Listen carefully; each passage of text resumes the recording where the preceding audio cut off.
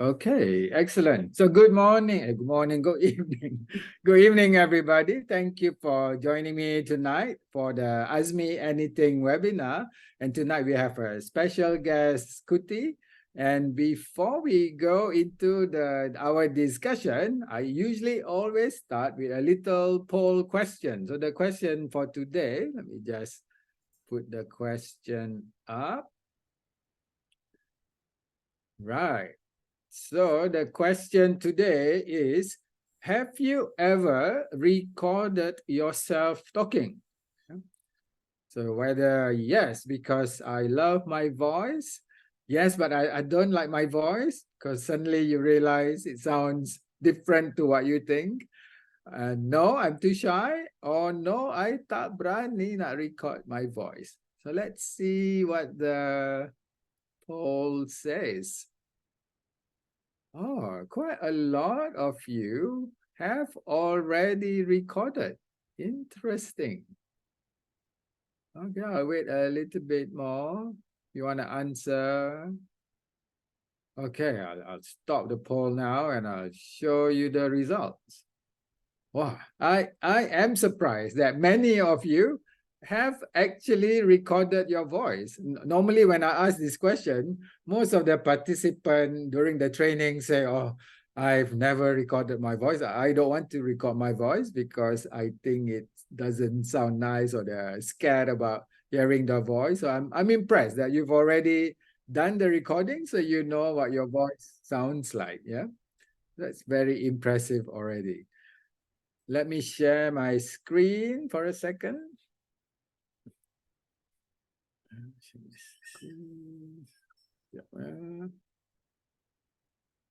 Hi there all. Wait, hold on. I just on the camera switch. Okay. Can you see my screen? Yes. Yes.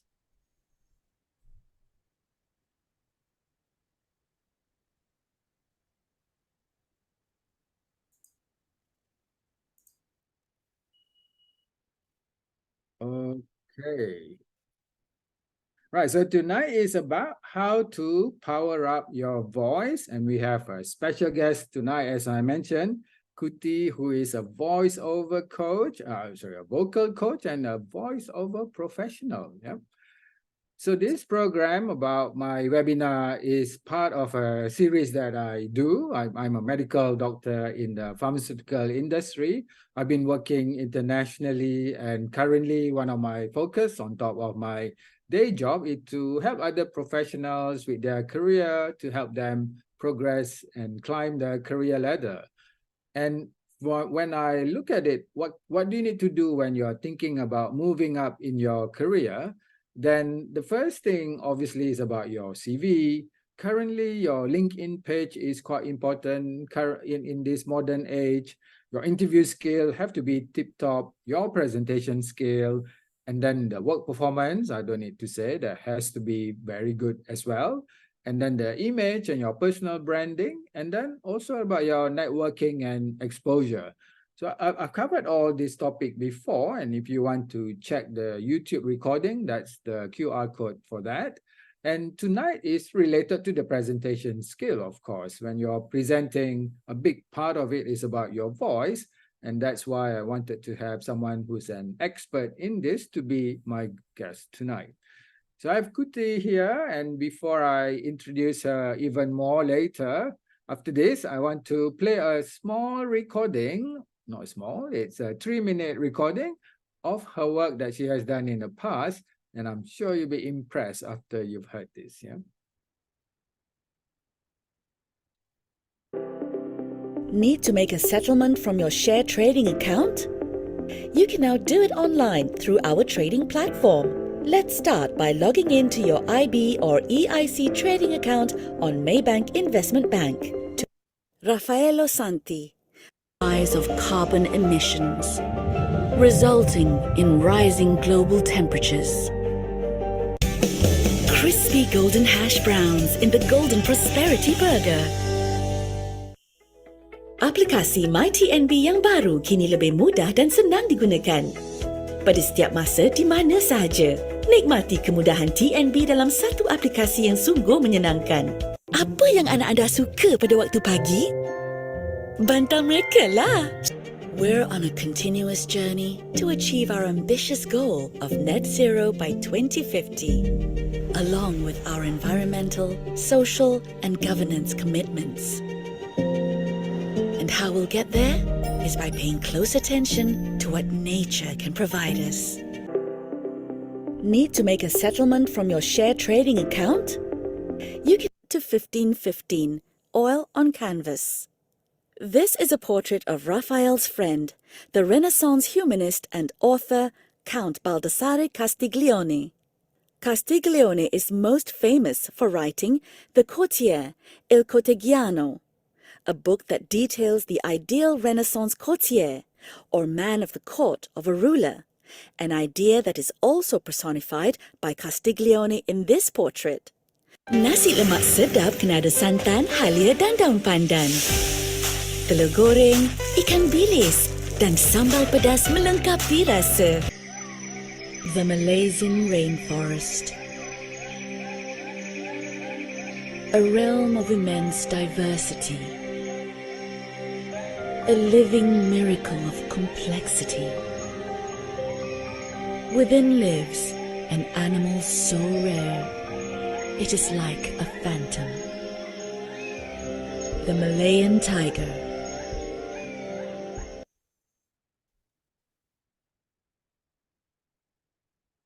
Thank you very much. I think that was wonderful to hear the work of Kuti. I'm not sure, you can type in the chat which one is your favorite from that. I've heard some of them before and didn't realize it was Kuti. So now I pass on to Kuti. Do you want to introduce yourself to the audience tonight, Kuti? Thank you so much, Dr. Azhar. Good evening to everyone. Thank you so much for being here. And thank you, Dr. Azhar, for having me on your platform tonight. I really appreciate it.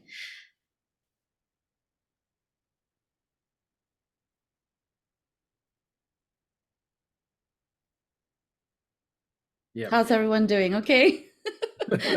Sorry about that. Okay, so Kuti, please introduce yourself a bit about your background to the audience tonight, Kuti. Okay, all right. Kuti Biazid is my name. I'm a voiceover artist and I'm a voice and speech coach. I've been a voiceover artist now for 33 years. So basically what a voiceover artist does is I provide the voice for broadcast video and anything that's broadcasted on TV, radio, cinema, commercials, did I say radio? Online platforms, digital announcements, on the plane, on the road, in the lift, on the phone, anything that requires the speaking voice. That's what a voiceover artist does. And I do this in Bahasa and English. As a voice and speech coach, companies hire me to help their working professionals improve the way they speak and sound for presentations or any verbal passion projects that they might have. And I've seen quite a number of people from all the industries, and it's been quite interesting for me these past few years, actually. Right. Thank you very much, Kuti. We got some comments here from Subetra that she loved all the adverts just now. From Lochitan, she loved the rainforest, and Sharifa loved the Malaysian tiger just now. For me, I love all of them. And what I'm amazed is how you're able to suit your voice to the different scenario, the different feel of the advertisement or the program that you were doing. And sometimes when you listen to that, I thought that they are slightly different person, that is not you, but obviously you're able to control your voice very well to make sure that it suits that situation. Yes, that's right. When I go in to do a recording and I receive a script, it's not so much about just my voice. It's about producing the kind of voice that the client wants for their video, for their commercial, or for their corporate video. It depends on what they want at the end of the day. What is the goal? What is the objective of that script? So that's what a voiceover artist is called upon to do to provide the voice for the script or the intended piece of marketing. Yeah, I think it's amazing that you're able to really understand what they want and then produce the work that suits every different situation. So for the audience tonight, obviously, if you have any questions, you can type in the chat, or you can also unmute yourself and let us listen to your voice and your question. So it is up to you, yeah? So for the first question that we have discussed together before, Kuti, why is voice control so important? Yes. The voice is actually something that is often overlooked when it comes to image. We always think about the physical aspect, but we neglect something that's very visceral. It comes from within. Earlier, you were sharing, Dr. Azhar, about the topics that you talk about LinkedIn, CV, presentation skills, image. In fact, all those points that you listed, they all require the voice too. When you Very have true. submitted your resume, you need to attend the interview. How will you be perceived? Using your voice is important in the interview. How you use your voice in a presentation can make or break your presentation. How That's you right. use your voice in terms of your image is also important. So it impacts quite a number of things: your trustworthiness, how competent you are, how you express yourself, and also the influence that you have and how you can adapt yourself in different situations. So how you control your voice or how you manage your voice is something that you should not ignore, actually.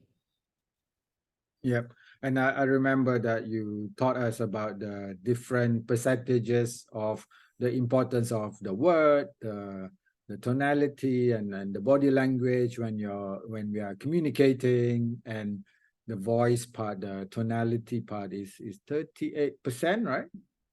Yes, that's referring to the elements of effective communication, whereby we should definitely not just use words, but also pay attention to how we use our voice to say those words, and definitely not ignore our nonverbal communication, our body language, which holds a huge percentage, which is 55% of apparently total effective communication. So don't ignore your gestures, your facial gestures, your body language when it comes to communicating with people. Yeah.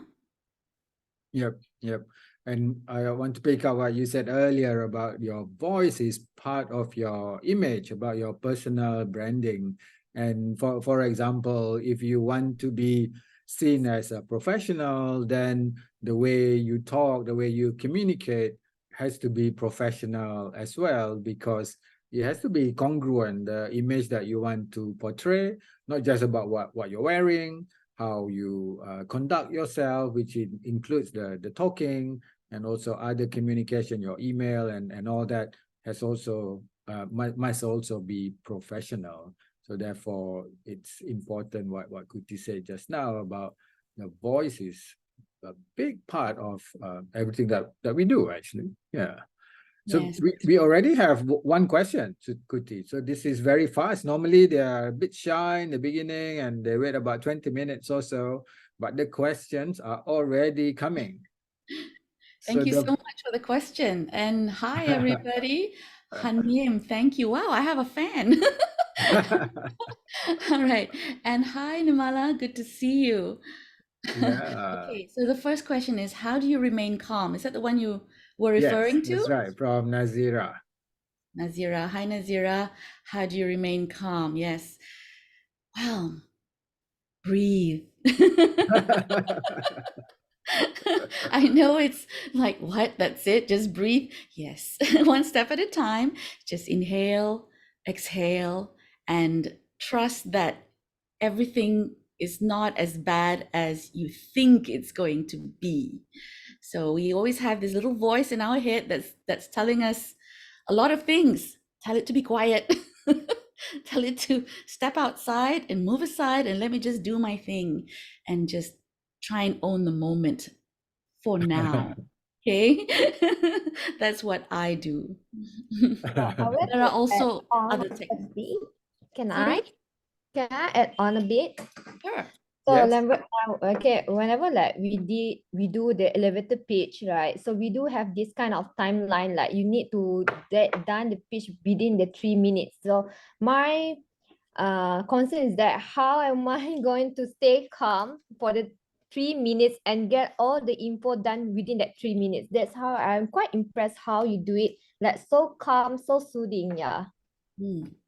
Okay, thank you for that question. You have an elevator pitch for 3 minutes. That's very long. That's a very long elevator ride. But I understand what you mean, Nazira. It can feel like a lot going on in 3 minutes. You have so much to say in 3 minutes, and you're trying to get everything in within that 3 minutes. So what I would actually suggest is to have a look again at your elevator pitch and really vet through, remove unnecessary things from your sentences. Make it concise, make it to the point, and really just bring out the essence of what you want to share with the person you're talking to, and make it as short and brief as possible. But at the same time, make sure that it's relevant to who you're talking to make it concise. Brevity is key in making an impact, especially in an elevator pitch. Hope that helps. Yep, and I think in addition to that, probably being able to practice beforehand a few times will help you to remain calm as well when you actually have to do it. So therefore, being able to what Kuti said just now about cutting it down, summarizing it even more, and then having the chance to practice it a few times should help you, Nazira. Yes, that's right. Okay, so the next question for you, Kuti, how do you make people not fall asleep when you're talking? Any tips for us who has to do a lot of presentation, business presentation especially? That's a very good question. And riding on what you said just now about practicing, that's crucial when it comes to presentations. You have to be well prepared. So you do need to do some groundwork. Okay, you do need to do some groundwork. You need to know, by groundwork, I mean, know your points. You need to know what your topics are, make sure you have your supporting data ready, and know how you're going to have the transition from one point to another.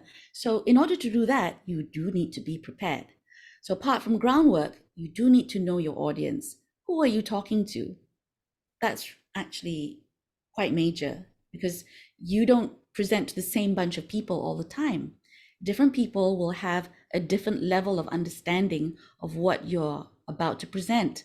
Some may have more knowledge about what you're presenting at one time, but the next group of people you're presenting to may have zero knowledge. So you need to prepare according to who you're going to talk to. So that's very important as well, because that will set the tone to how you're going to do your presentation, knowing your audience. And you do need to have a structure, have it organized. Again, it's to do with paying attention to how you're going to present, how you're going to transition from one point to another, as if you're walking across a bridge to this point. And once you're done with that point, how you're going to cross another bridge to go to the next point. So these transitions are actually quite crucial to the flow of your presentation. And don't forget your main goal. What is the intention behind your presentation? Once you know your goal and the objective, try and meet the expectations of the audience that you have in mind, and try and exceed that. Try and exceed that expectation. And then, of course, use your voice, your gestures, your body language while you're making this presentation of yours. And that comes with rehearsing. You do need to practice. And I recommend everyone to practice aloud, standing up, not just in your head. Don't just keep it in your head. Don't just look at your notes and just imagine it. Don't just keep it in your head. You got to stand up and do it. That's what I recommend. And when people come over to me for coaching, there are some clients who come in because they have a big keynote speech that they need to give for 1,000 people. So I make them stand up and do it, because then it stays in your muscle memory. So when it comes to the actual day, you will feel more confident. Right. Yeah, I think it's the practice of what you have written down. I myself, I write down my script word by word, and then I practice. I would practice. My favorite place is in the bedroom, in the shower, or in the car. I don't know why in the car, but usually while I'm driving to work, I am verbalizing it in the car, and I don't know what people are thinking, looking at me inside the car, talking to myself. Yeah, it's okay. We understand. We all been there. There's a question by Murali Ramasamy. Yes, that's right. So, hi Kuti, love your voice. In your opinion, is it the timbre of your voice or the content of your presentation that's more important, or a mix of both? Yeah. Thank you for that question, Murali. It's a good question. And the word is actually pronounced timbre. Timbre. The timbre of your voice is actually the quality of your voice. Okay, that's what timbre means. And which is more important, the timbre of your voice or the content? Well, definitely it's a mix of both, especially if you are talking about work. It's no point having a really good voice, but your content is, excuse the language, crap. Say that. But at the same time, it certainly helps to have a good voice, right? I'll give you an example. I sometimes listen to foreign music, okay? Or I've heard foreigners speak, and it can be mesmerizing. It makes me pay attention, it draws me in. So it helps to have the good timbre, but at the same time, you can't just rely on that alone. You do need to grab the attention of your audience and fulfill the objective of why you're there speaking in the first place. Yeah, I think the quality of your voice, those who have it like Barack Obama and all that, I think whatever they say, I will pay attention. That one is an extreme, obviously. He has such a good quality voice that, yeah, you're just drawn to whatever that he says. Yeah, very interesting. Who's your favorite speaker in Malaysia, Kuti? My favorite speaker in Malaysia, Yeah, as in a Malaysian speaker. Malaysian, yeah. Wow, that's a really good question. You like the foreigners more. Well, I was referring to music. Ah. Okay, so I do appreciate people who can speak well, obviously, because I'm in the business of voiceover. So in the community, the voiceover community, I'm surrounded by people with very good voices, good speaking voices. And Okay. so I have a few favorites from that community. Okay. Yeah, but in terms of personality, a famous personality, I think a lot of people make references to Kyrie. Yes, that's right. Yes, I feel that he has not just the articulate quality, but he also has presence, which is important for someone in his position. You know, let's not worry about his policies and things like that. It's just him being there speaking.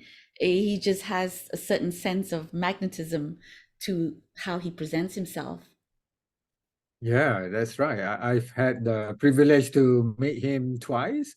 And like you said, he has this magnetism and aura around him that very difficult to describe. And I heard him speak, give a speech once, and super impressive actually.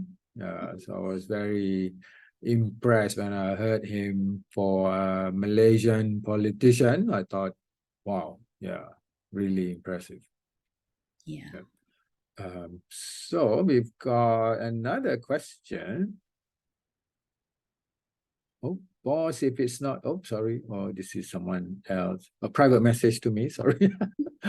There's a message from Lisa. Oh, actually, a link to what I wrote in the past, so you can check it out. Thank you, Lisa. And someone asked, oh, Chris, how long is this video?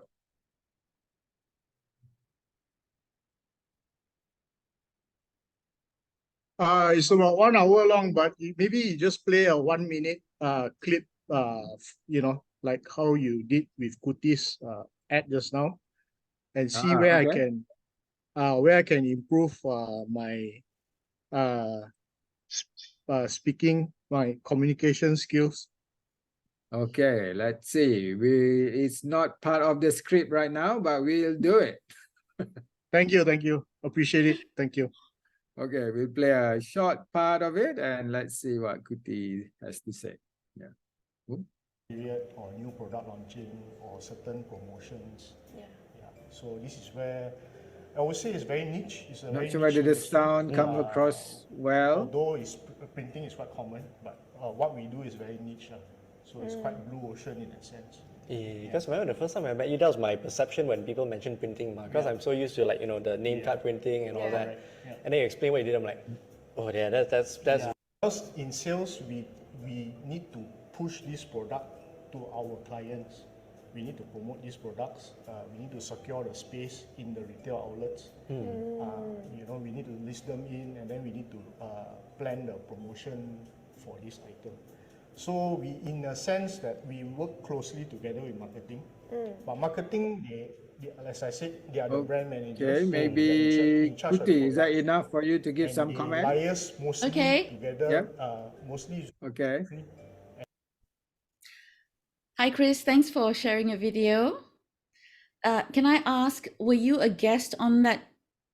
Was it a show or a podcast or something? Yes, I was the guest speaker for that day on Monday. Yes. Okay. For the What do you podcast. do? You're in sales? Yes, correct. Okay. And you were invited to the show to talk about your work? Basically the topic is whether marketing and is not the same as sales. Okay. Yeah, but a lot of times it's like jumbled up, these two professions. Although you have a marketing title in your as your job position, but you're actually doing sales. So sometimes so we just debunking the myth that, you know, marketing and sales is not the same, although they share similarities.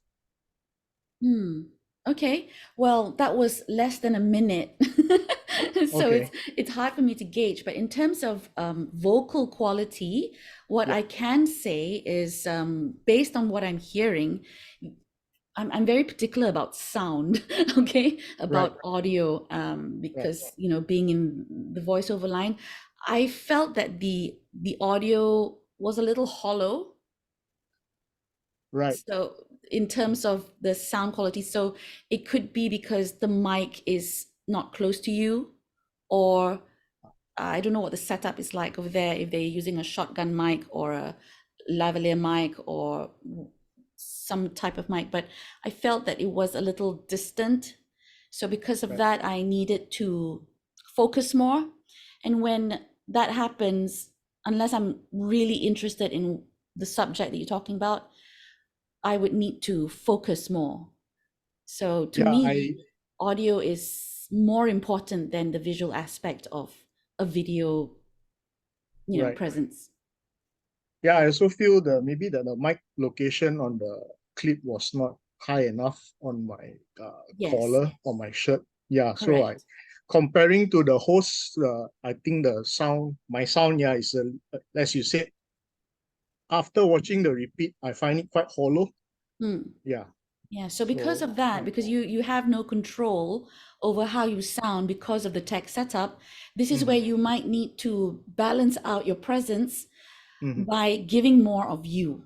Okay, Okay. you need to have more presence visually. You probably need to switch between eye contact to the lens, eye contact to your interviewer or the persons that you're talking to. So you might need to switch that so that you can really draw the audience in. All right. Yeah. Noted. Okay. Thank you. Okay. You're welcome. Thank you. Thank you very much, Kuti, for giving that feedback to Chris. Yeah. We have two more questions coming in that came in. First one for Subetra. Kuti, is there any way we can change the timbre, right? Did I pronounce that right? Timbre of our voice. Would it be too unnatural if we try to speak lower? I have a naturally high timbre and it gets higher in excitement. Yes, thank you so much, Subetra. We are born with the voice that we're speaking with. However, it has been influenced over time due to environmental factors such as our upbringing, our emotional influences, even who we hang out with. Yeah, so sometimes we need to ask whether that voice that you're actually speaking with right now is your true voice. So, and I've said this quite a number of times to some of my students. When we wake up in the morning, do you notice how our voice is a lot deeper compared to, say, at 2 o'clock in the afternoon? When we wake up in the morning, it's more like, hey, hi, good morning, you know, kind of thing. Well, we hope we sound like that anyway. So the point I'm trying to make here is that the morning voice is such because we are at our most relaxed state. And so when we are at our most relaxed state, the resonance that we have is different from the resonance that we have when the daily grind starts to hit the day. You know, you've got your deadlines and like driving around and meeting people. So we tend to get overexcited. And then when we're impacted by other factors, maybe disagreements or whatever that we are going through, yes, it does tend to pitch up high. So I think, first of all, it's good to have a sense of awareness of what your true voice is first, you know? And once you have that awareness, then you can actually either maintain it or play around with it. It's okay to have high-pitched voice if it is not a forced one. It is okay to go lower too sometimes, because we don't just speak with one pitch. We should have varied pitch. We should be able to go up and down according to what we want to convey at the time and what's appropriate in a given situation. So that's something to think about and get to know yourself a little bit more. And yes, you can change your timbre. The way I speak today isn't the same compared to, say, 20 years ago when I was 30. So now you know how old I am. Okay, so it's because I use my voice extensively as part of my work, right? So it's gone through a lot of wear and tear, and there's aging, and it's gone deeper, it's become mature, but at the same, and so I can't access the high pitch anymore as much as I used to. So get to know your voice and see what you can do with it. Yeah, and I have to say that I had Kuti come to my office to train my team, and part of the exercise was changing the pitch of how we are saying some of the sentences, and just hearing how changing the pitch makes a different meaning to the sentences. So it's what Kuti said about experimenting. Again, it's about finding out when we say it this way, what does it sound like, and what kind of impact in terms of the meaning. And then when we change it this way, how does it change the meaning of the sentence? So I love the exercise that we do on that part the other day, Kuti. Thank you. There's a Yeah. question by Nimala. Yep, that's right. How do you tailor one's presentation or speech to an audience of varied English proficiencies or presentation exposures? Thank you for that, Nimala. Yes. We have an audience with varied English proficiencies. Some are, they have a good command and some don't. I would err on the side of being simple. Be simple. And again, to understand your audience, I think it's good to know whether if it's an industry specific presentation, are they all at the same level of understanding when it comes to industry jargon? If you're giving a talk to the public and your talk is industry specific, what is the level of understanding if you are going to throw out, technical terms and things like that? Make it simple, or have good examples to what you're referring to. Give context as much as possible. And like I said much earlier, to have that structure, the groundwork, and to tailor make your presentation to get them to understand you. The ones who are proficient already will understand you because it's simple enough. And the ones who are, less proficient can understand you too. So I would err on the side of being simple. Yeah. All right. Thank you. You're welcome. So now Nazira raised hand. Yeah, do you have a question, Nazira? So yeah, back to our topic, I say that maybe like some of the people whenever they make a presentation, they like to add on like la, meh, something like slinger, something like that. So actually, for your opinions, is it good to have this kind of slinger at your presentation or not? Because sometimes we might to make it friendly, something like that, interactive. But for your opinion, is how? Okay. Again, it depends on who you're presenting to. Yes, being casual, relatable is great because that would make everyone feel comfortable, right?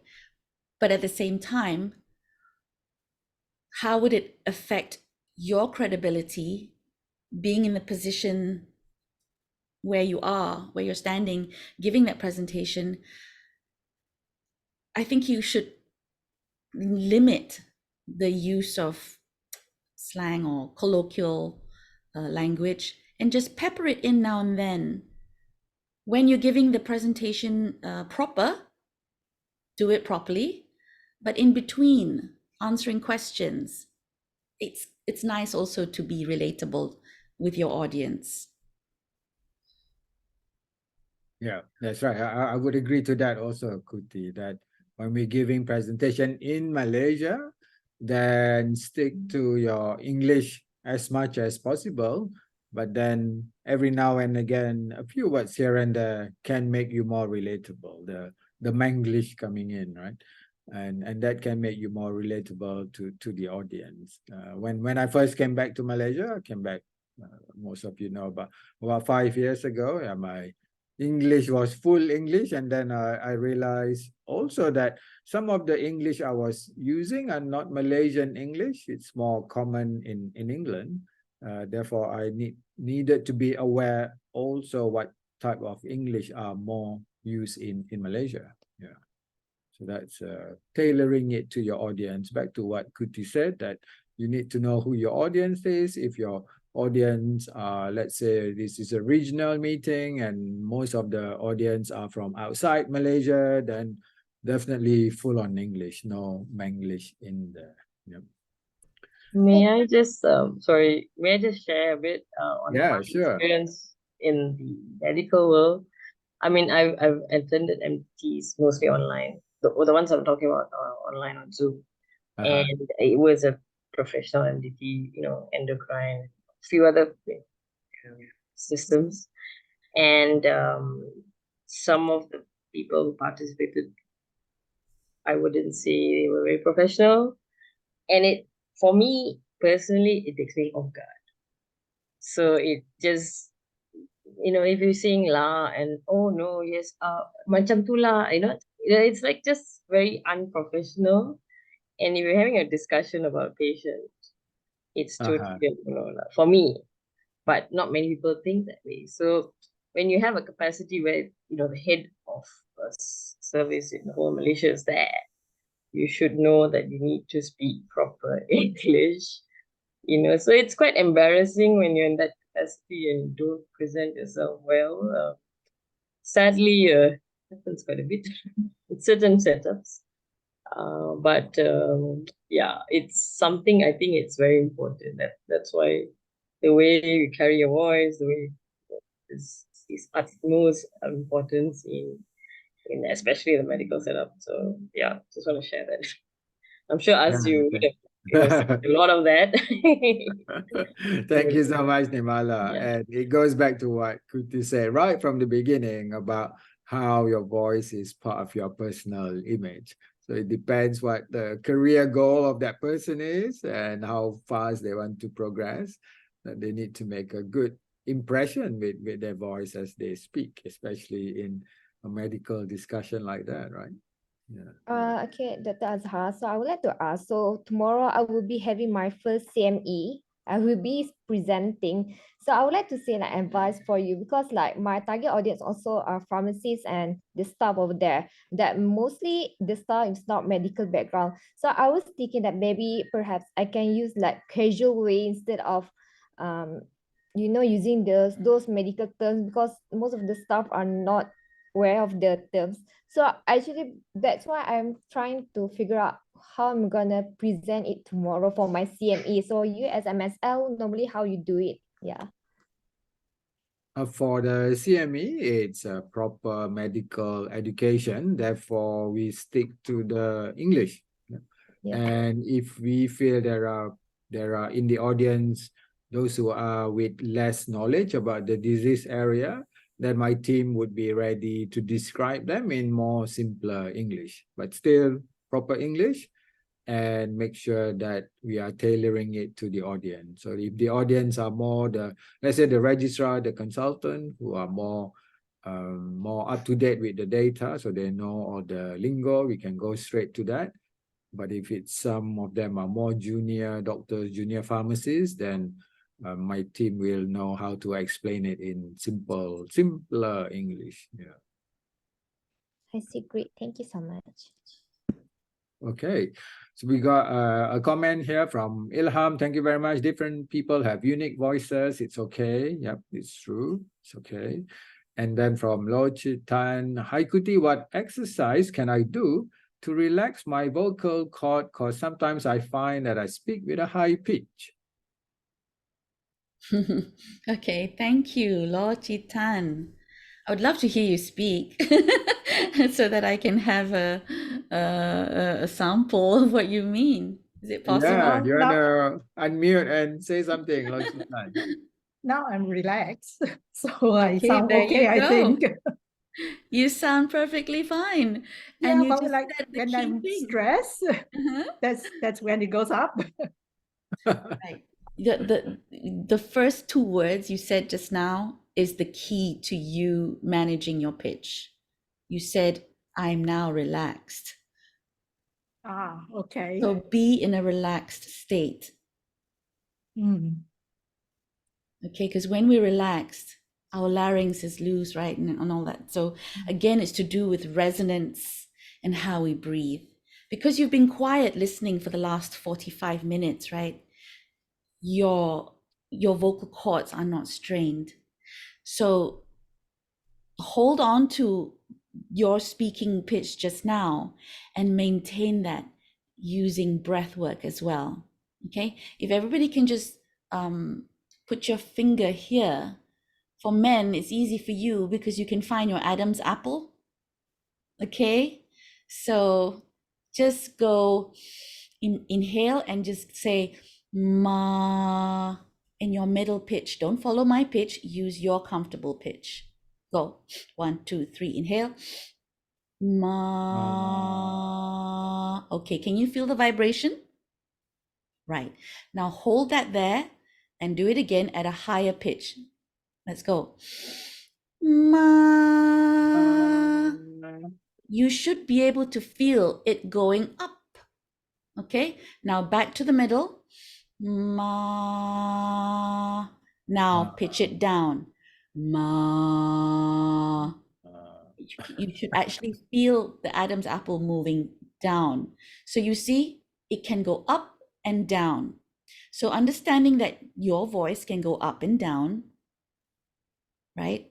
So assuming you want to use a slightly lower register, you just need to allow your voice to do that.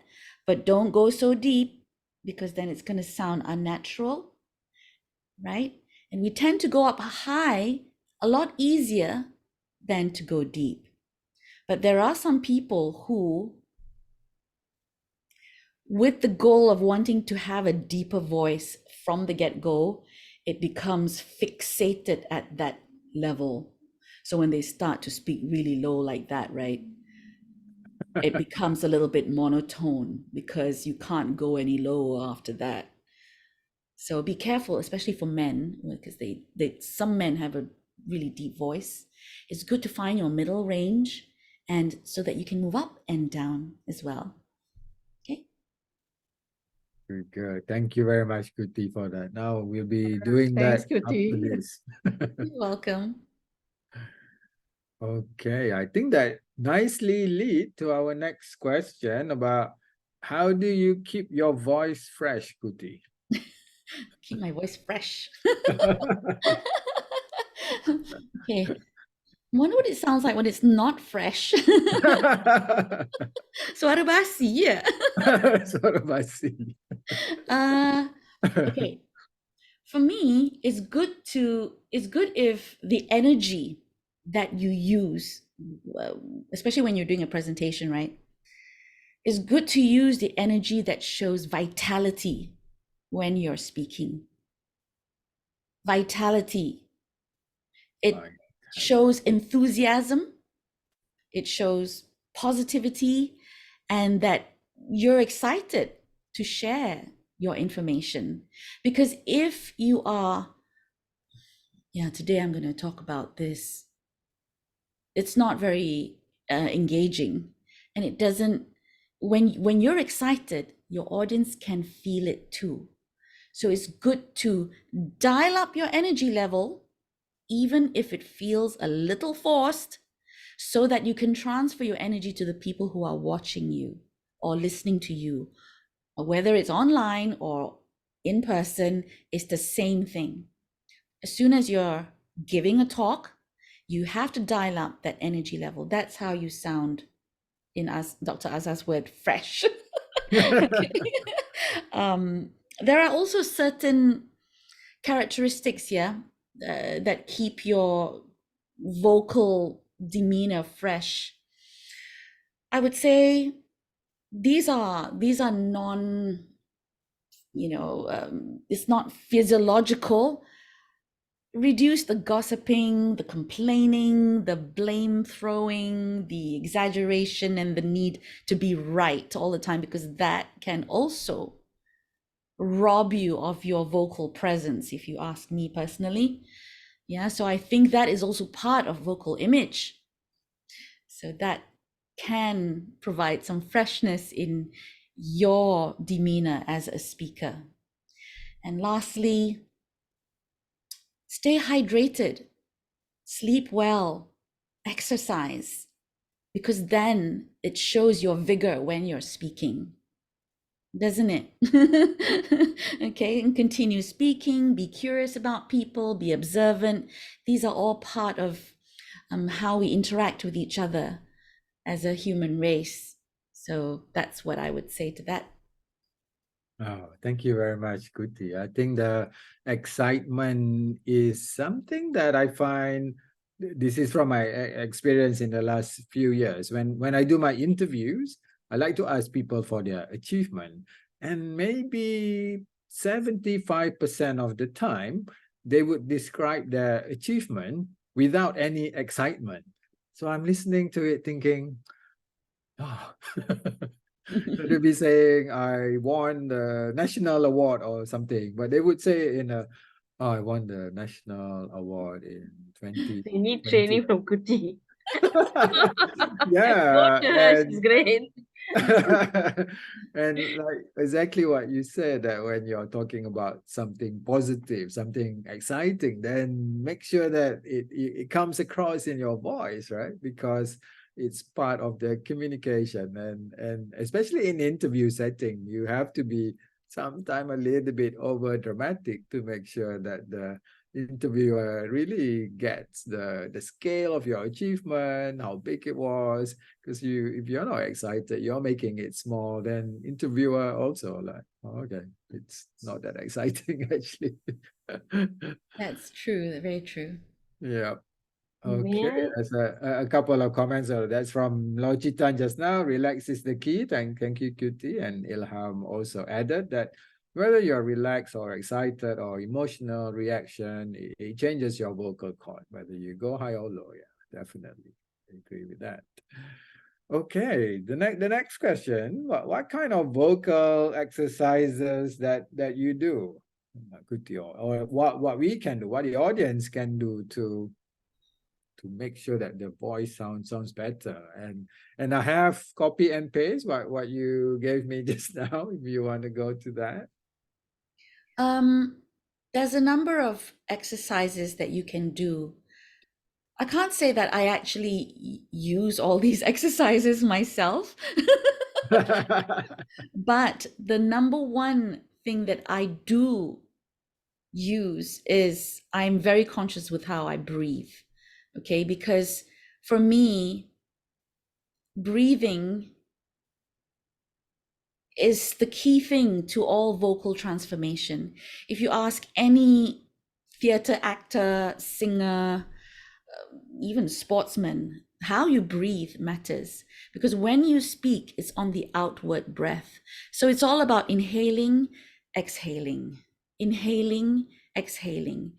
So proper breathing management helps you to calm your nerves when you're nervous, or you're in a state of anxiety, for example, in a high stakes situation or in a presentation. It helps you to calm your nerves. It can help develop a richer tone in your voice. We're talking about timbre just now, right? So over time, breathing exercises can help to develop that. And it's your diaphragm, speaking from the diaphragm, that's the power source of your vocal delivery. If you want to speak with more power, it comes from the diaphragm, not from your larynx. Because if you use your larynx instead of your diaphragm, you're going to strain it. And that's when you give long presentations, it becomes very tired, become dry, and you're just going to put extra tension on yourself and on your vocal cords. And if you do this for a long time, over time, is going to affect the way you sound. Okay, so my number one breathing exercising to me is very important. Apart from that, there are warm-ups that you can do. There are awareness sort of exercises that you can also do, releasing sounds. Some of them are quite weird, I have to say, and some humming. If you just put your hand here and hum and listen to yourself, let's try and do that right now. Put your hand here and just hum. Inhale, hum.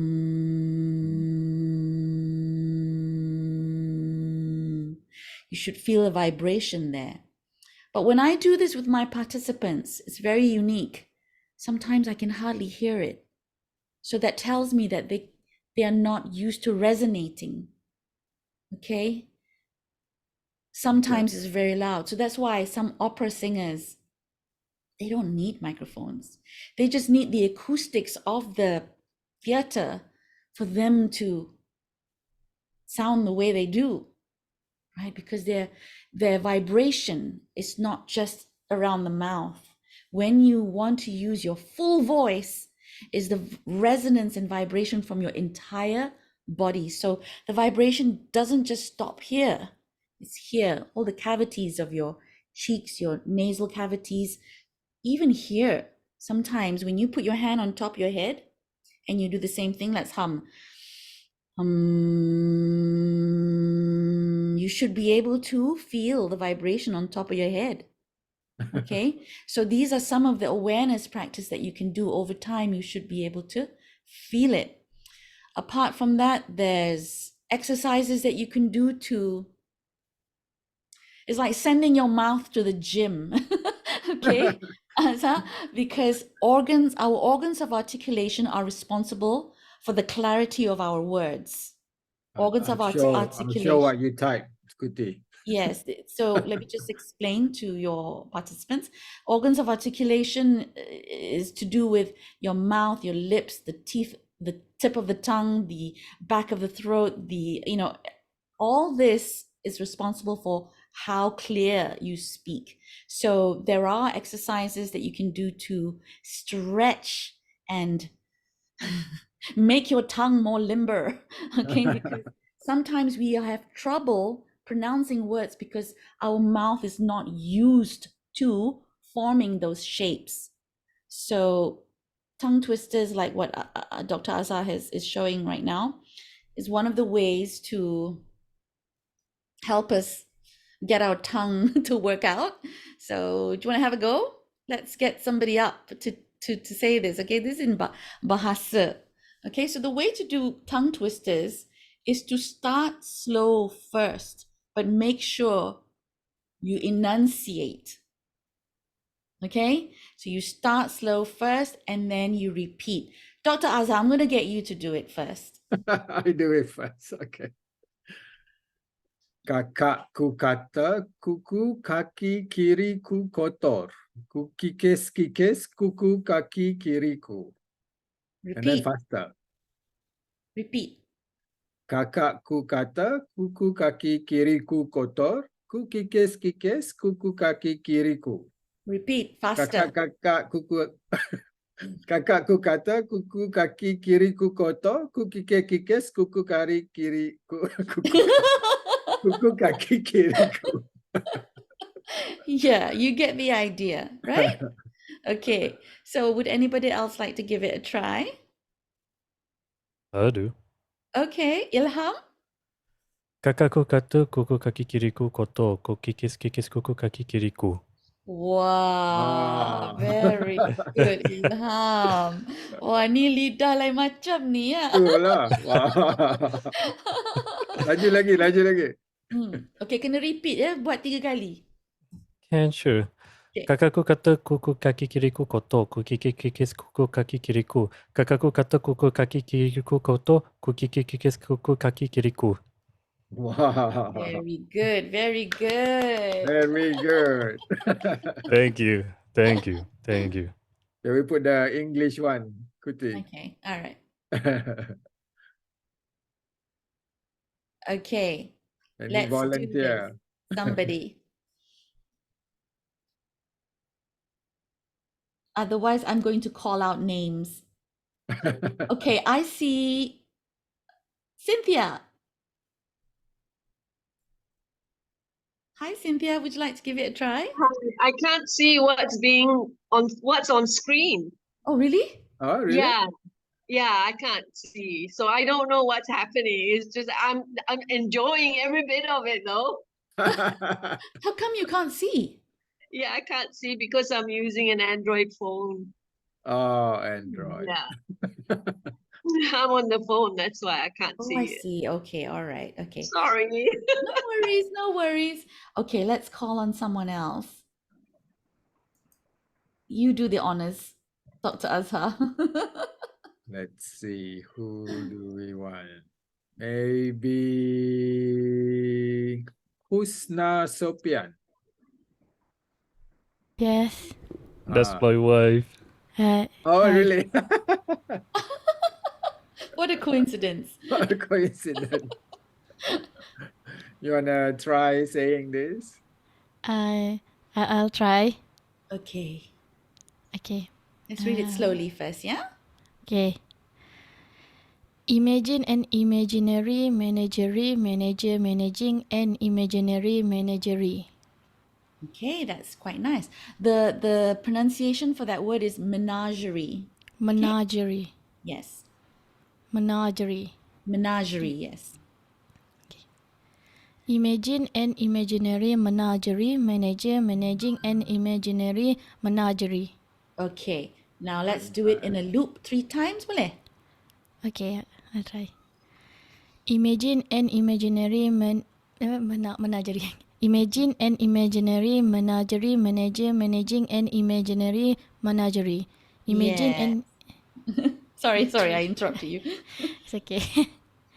Imagine an imaginary menagerie manager managing an imaginary menagerie. Imagine an imaginary menagerie manager managing an imaginary menagerie. Imagine an imaginary menagerie manager managing an imaginary menagerie. Yes, well done. Thank Okay, you. so you notice how in between you stumbled, and also I noticed the breathing, you didn't know where to stop, right? So these are related to when we speak in a presentation. Very often we encounter this situation, right? We tend to stop abruptly in the middle of a sentence and then stumble over certain words. So it is about managing the breath as well. So tongue twist is not just about working on the organs of articulation or your articulators. It's about managing the breath and knowing when to inhale and do it again, because that's part of speech, right? Yeah. Okay. Hey, well done. Thank you. Oh, well done, well done. Thank you very much. Husband and wife team. It was planned. By coincidence. Right. Okay. We are actually already 9:30. So I think let's go to the very last question, Kuti. We get a lot of question about filler words. So how do we handle filler words? Okay. Yes, it was discussed, right? At great Yes. length in your LinkedIn post today, I That's noticed. right. Okay. Yes. Well, to first, I think we need to know why we tend to use filler words. And for the record, I also use filler words. Okay. I'm not, a stranger to it. I know what my filler words are. I tend to use the word, quite often. But then again, I don't think I used it today. So that's the key thing. Once you know what your filler word is, try and arrest it every time you feel like it's gonna vomit. If you think that whatever your filler word is, like, whatever it is, try and arrest it. So back to why it happens. Most of the time, speakers tend to rush to speak before they know what they're really saying. So that's one of the reasons why it happens. The other is when you speak too fast, you just stumble over these words, right? And it tends to result in you putting in your favorite filler words in between. Also, when the speaker has certain doubts or uneasiness about the topic that you're talking about, that's when filler words tend to come out. And it also happens when people are uncomfortable with those gaps of silences and they feel the need to fill in the gaps with sound or unnecessary words that does nothing to create impact in what you're saying. So knowing these reasons, and two, knowing what your regular habitual filler words are, I don't have a magic sort of potion, because you guys know already that you need to stop it. Right? You guys know that you need to stop it, but how do we do it? I would suggest these 4 things. Pause, inhale when you're going to spew out that word, close your mouth and replace it with silence instead. To give you another example, I was watching a video on how to stop smoking, okay? And you know how difficult it is to stop smoking, right? And one of the best advice I've heard was this: just stop putting that stick in your mouth. Okay? If you don't put that stick in your mouth, you won't smoke. So what do? You replace that stick. If you really cannot tahan, you just get a pencil and just hold it instead.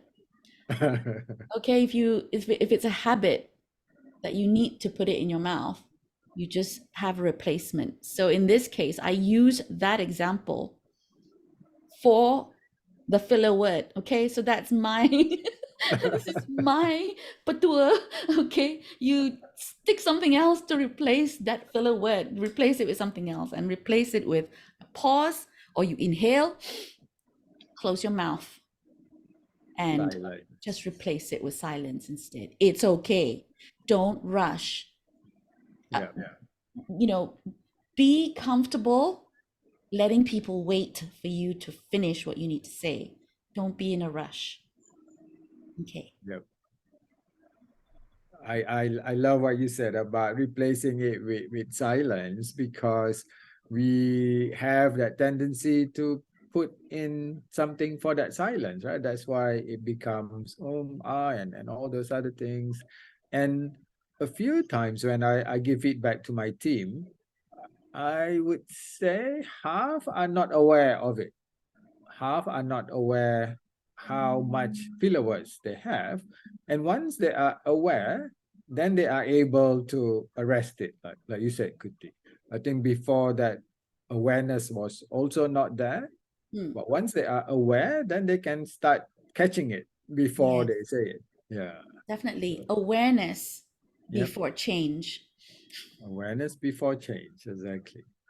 Okay. Right, before we end, is there any other question from the audience? We are already a few minutes after, so thank you so much for still staying with us, and so I might take one last question if there's any.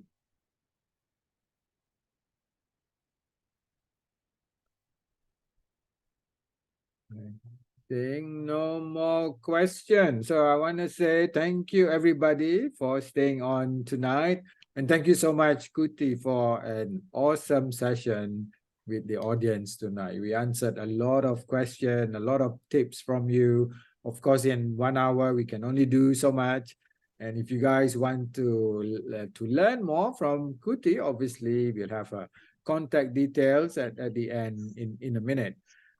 So from myself, you all already follow us on my LinkedIn, I hope. I also have a TikTok channel where I try to speak more Malay. So this is where I give my career tips in Malay. So practicing my Malay language more. And then I write longer pieces in my newsletter called Career Autobahn.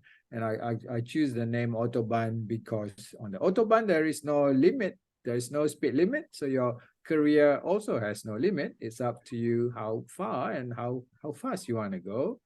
And then for Kuti, I think you are also all already connected to her on LinkedIn. If you want to connect to her via her website, this is a website, and you can go to it via the QR code, and you can ask her more about what does she can offer in terms of training and all that. Yep. So thank you again, everybody. Thank you so much, Kuti, and good night, everybody. Thank you so much. Thank you so much, Dr. Azhar. And I'd like to say thank you also to all your wonderful participants tonight. It's been great seeing everyone, and hope I'll see you on the other side somewhere. Okay, have a good week, Thanks, everybody. Az. Thank you, everyone. Thank you. Thank you. Thank you. Thank you and Bye. good night. Bye-bye. Bye. You. Thank you. Bye. Bye.